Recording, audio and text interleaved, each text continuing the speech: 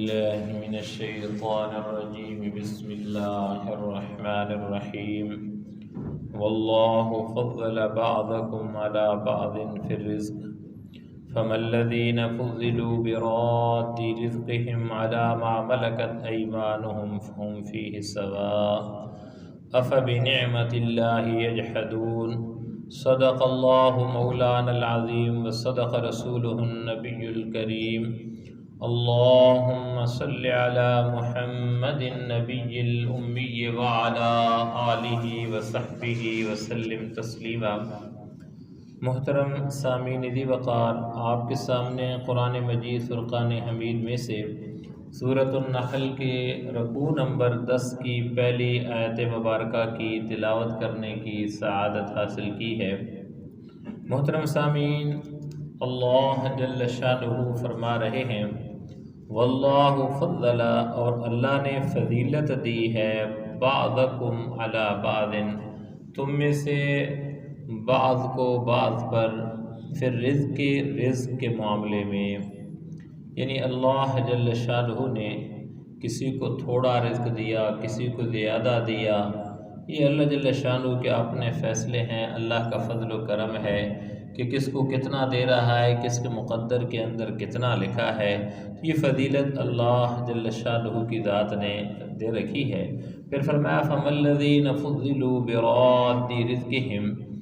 تو اب جن لوگوں کو برتری دی گئی ہے، فضلوا فضیلت دی گئی ہے، براد رزقہم علی ما ملکت ایمانہم، تو وہ اپنا رزق اپنے غلاموں کو اس طرح نہیں لٹا دیتے، فہم فیہ سوا، کہ وہ سب برابر ہو جائیں۔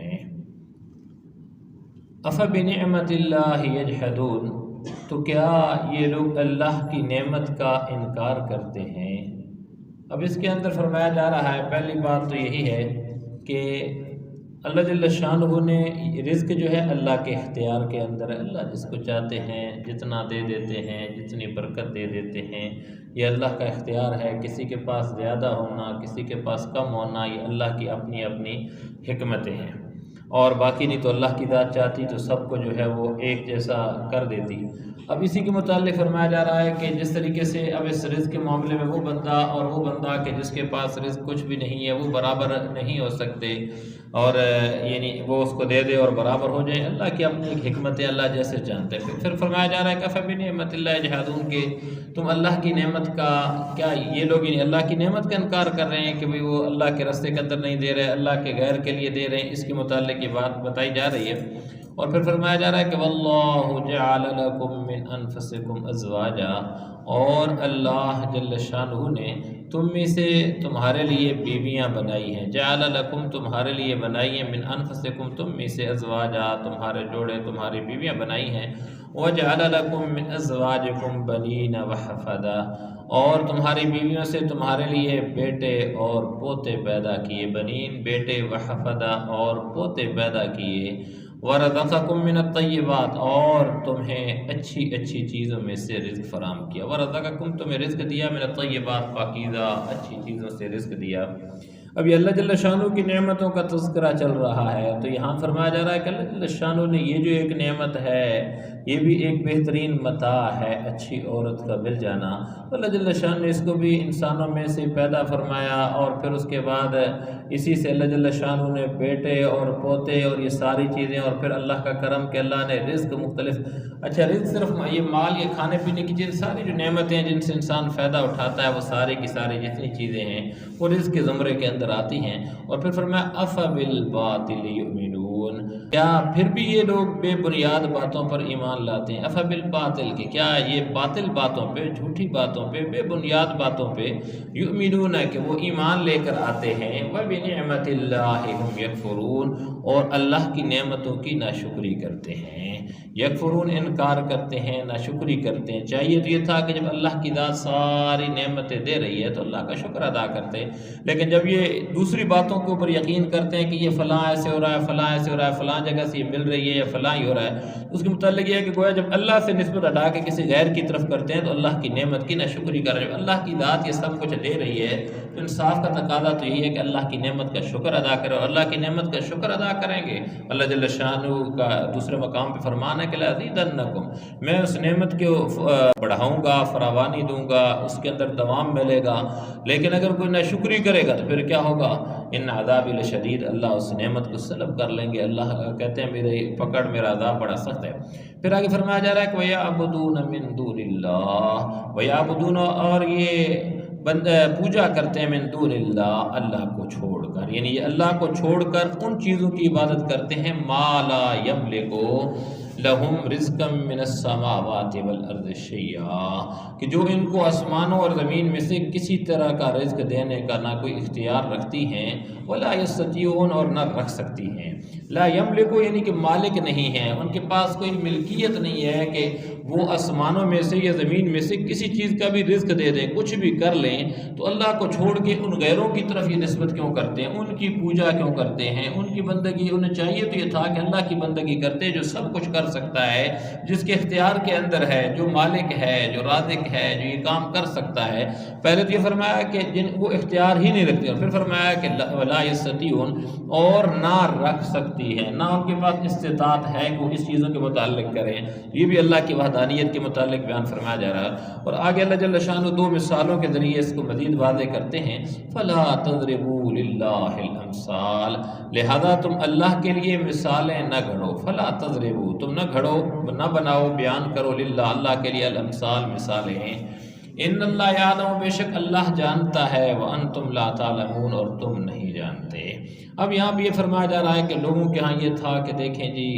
ایک بادشاہ ہوتا ہے، اس سے ملنے کے لیے پہلے اس کے مقربین جو ہوتے ہیں ان کے پاس جانا پڑتا ہے، ان سے بندہ ملتا ہے، وہ پھر آگے پوچھتے ہیں کہ اجازت ہے کہ نہیں ہے۔ اس قسم کی مثالیں جو اس کے متعلق جو بیان کی جاتی ہیں کہ بھائی تو اللہ کے متعلق کہتے ہیں اللہ کے ساتھ ایسی مثالیں مماثل نہیں رکھتی ہیں،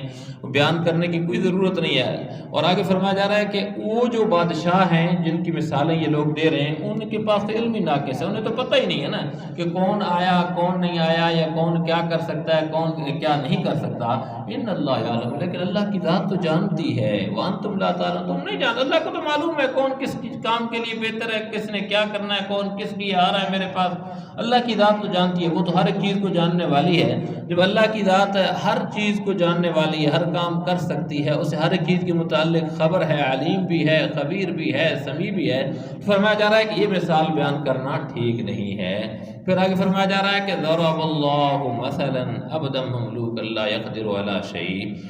اللہ ایک مثال دیتا ہے کہ ایک طرف ایک غلام ہے، مثلا عبد مملوکا، اللہ کی ذات ایک مثال بیان کرتی ہے کہ ایک طرف ایک غلام ہے اور لا يقدر على شيء، جو کسی کی ملکیت میں ہے اور اس کو کسی چیز کا اختیار نہیں، لا يقدر على شيء، کسی چیز کا اسے اختیار نہیں ہے۔ وَمَن رَّزَقْنَاهُ مِنَّا رِزْقًا حَسَنًا، اور دوسری طرف وہ شخص ہے جس کو ہم نے اپنے پاس سے عمدہ رزق عطا کیا ہے، منا رزقًا حسنا، عمدہ رزق دیا ہے، فَيُنْفِقُ، اور اس کو خرچ کرتا ہے، سِرًّا وَجَهْرًا، اس کو پوشیدہ طور پر بھی اور کھلے طور پر بھی وہ خوب خرچ کرتا ہے اس کو۔ اللہ جل شانہ دو مثالیں دے رہے ہیں، فرما رہے ہیں کہ ایک تو وہ غلام ہے کہ جس کے پاس وہ اختیار ہی نہیں رکھتا ہے، اس کے پاس کچھ بھی نہیں ہے، اور اس کے مقابلے کے اندر دوسرا وہ بندہ ہے کہ جس کو اللہ نے وسیع رزق دے رکھا ہے، اچھا رزق دے رکھا ہے، اور وہ دن رات خرچ کرتا ہے۔ فرمایا حل یستوون، کیا یہ دونوں برابر ہو سکتے ہیں؟ الحمدللہ، ساری تعریفیں اللہ ہی کے لیے، بل اکثرہم لا یعلمون، لیکن ان میں سے اکثر لوگ ایسی صاف بات بھی نہیں جانتے۔ اب فرمایا جا رہا ہے کہ جس طریقے سے یہ دو چیزیں کہ جس کے پاس اختیار ہی نہیں ہے، جو ہے یہاں پہ بیچارہ مملوک ہے، غلام ہے وہ بندہ، اور ایک آزاد بندہ ہے جس کو اللہ نے مال دے رکھا ہے، اپنی مرضی سے خرچ کر سکتا ہے اور خرچ بھی کرتا ہے اللہ کے رستے کے اندر، تو یہ برابر ہو سکتے ہیں۔ اب یہ ایک غلام اور مالک کی مثال بھی ہو سکتی ہے، یہ ایک مومن اور کافر کی مثال بھی ہو سکتی ہے، ایک اللہ کے ماننے والے کی اور ایک اللہ کے نہ ماننے والے کی مثال ہو سکتی ہے، یا اللہ کی اور آگے اللہ کی مخلوق کی مثال ہو سکتی ہے، جو معبودان باطل ہیں کہ وہ کچھ بھی نہیں کر سکتے ہیں، جس طریقے سے غلام کچھ نہیں کر سکتا ہے، تو اس کے اختیار کے اندر بھی جو ہے وہ جو معبودان باطل یا انہیں بنا رکھے ہیں، تو ان کی طرف بھی یہ مثال جا سکتی ہے۔ بہرحال جو بھی نسبت ہو، یہ دونوں کے متعلق واضح فرق ہے، تو اس کو اللہ جل شانہ کی ذات مثال کے ذریعے بیان فرما رہے ہیں۔ اور آگے دوسری مثال کہ وَضَرَبَ اللَّهُ مَثَلَ الرَّجُلَيْنِ أَحَدُهُمَا أَبْكَمُ لَا يَقْدِرُ عَلَى شَيْءٍ وَهُوَ كَلٌّ عَلَى مَوْلَاهُ، اور اللہ ایک مثال بیان کرتے ہیں، رجلین، دو آدمی ہیں، احدہما، ان میں سے ایک اب کم گونگا ہے، لا یقدر علی شیء، جو کوئی کام نہیں کر سکتا، قدرت نہیں رکھتا ہے کسی کام کی، وہو کل علی مولاہ، اور وہ اپنے آقا پر بوجھ بنا ہوا ہے، علی مولا، اپنے آقا کے اوپر، تو اینما یوجہہ لا یأتی بخیر، فرمایا جا رہا ہے کہ اسے جہاں کہیں بھیجتا ہے وہ کوئی ڈھنگ کا کام کر کے نہیں لاتا، یعنی لا یأتی بخیر، کو خیر لے کے نہیں آتا ہے، کوئی اچھی خبر لے کے نہیں آتا ہے، وہاں سے جدھر بھی جاتا ہے اس کے لیے نقصان کی خبر آتی ہے۔ فرمایا جا رہا ہے کہ حل یستوی ہوا، کہ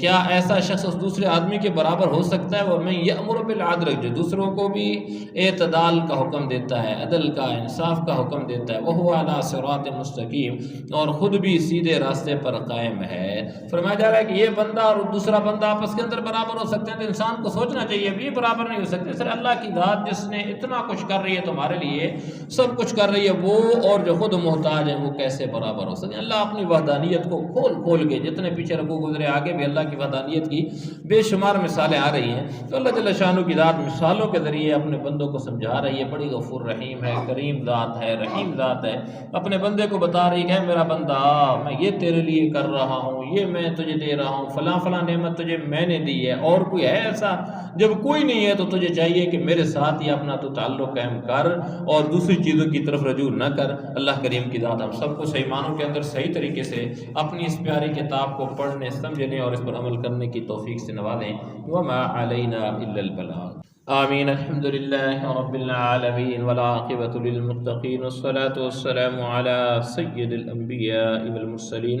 یا الہ العالمین، ہم سب کا بیٹھنا قبول و منظور فرما۔ یا اللہ جو کچھ پڑھا سنا گیا، اللہ سب کو ہم سب کے حق کے اندر خیر و برکت کا ذریعہ بنا دے۔ یا اللہ ہم سب کو اپنے نیک فرما بردار اور شکر گزار بندوں کی صف کے اندر شامل فرما دے۔ یا اللہ ہماری تمام خطاؤں کو معاف فرما دے، بقیہ زندگی اپنے احکام اور اپنے پیارے محبوب کے پیارے پیارے طریقوں کے مطابق گزارنے کی توفیق سے نواز دے۔ یا الہ العالمین، جتنے مسلمان اس دنیا سے رحلت فرما چکے ہیں، خصوصاً ہم سب کے عزیز و اقارب، آباء و اجداد، متعلقین، محسنین، یا اللہ ہمارے تمام مسلمان مرحومین کی مغفرت فرما دے، ان کی قبروں کو جنت کے باغیچے بنا دے۔ یا الہ العالمین، جتنے مسلمان بیمار ہیں گھروں کے اندر، اسپتالوں کے اندر، حاضرین مجلس میں، یا اللہ ہم سب کو ہر قسم کی چھوٹی بڑی ظاہری پوشیدہ تمام بیماریوں سے شفائے کاملہ عاجلہ مستمرہ نصیب فرما دے۔ خصوصاً جن جن مریضوں کے لیے کہا گیا ہے، اللہ ان تمام بیماروں کو شفائے کاملہ عاجلہ مستمرہ نصیب فرما دے۔ یا الہ العالمین، جتنے مسلمان پریشان حال ہیں، اللہ سب کی پریشانیوں کو دور فرما دے۔ یا اللہ ہماری پوری زندگی کے اندر خیر و برکت ڈال دے، عافیت والا معاملہ نازل فرما دے۔ یا اللہ ہم سب کے دلوں کے اندر جو نیک و جائز تمنائیں، مرادیں، حاجتیں، یا اللہ ان کو تو اپنے غیب کے خزانوں سے پورا فرما دے۔ یا الہ العالمین، ہم سب کو دونوں جہانوں کی کامیابی نصیب فرما دے۔ یا اللہ اپنی رضا کا پروانہ نصیب فرما دے۔ یا الہ العالمین، ہم سب کو ہر قسم کی آفات و بلیات اور جتنے اچانک وقوع پذیر ہونے والے حادثات، ان سب سے ہم سب کی پوری امت مسلمہ کی حفاظت فرما لے۔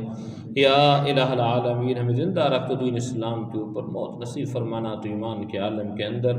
اللہم ربنا تقبل منا انک انت السمیع العلیم وتب علینا انک انت التواب الرحیم، وصلی اللہ تعالی علی خیر خلقہ محمد وآلہ واصحابہ اجمعین برحمتک یا